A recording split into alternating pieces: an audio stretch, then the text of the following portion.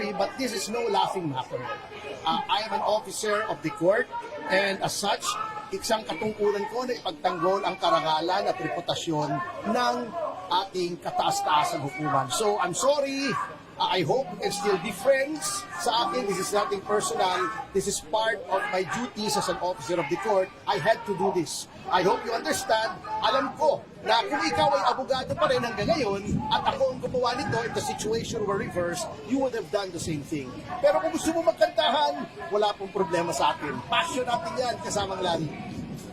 Pero sir, At sapagkat sinabi niya 3 beses sa kanyang panayam, ang Korte Suprema ay tutak ng mga Duterte. Siningil out pa niya ang punong mahistrado ng kataas-taasang hukuman. But meron tayong freedom of expression, and sometimes I have also criticized some decisions of the court.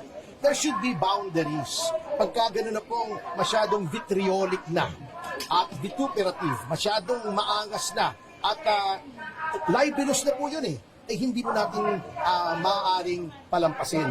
So, kinalulungkot ko kasamang Larry, I really had to do this.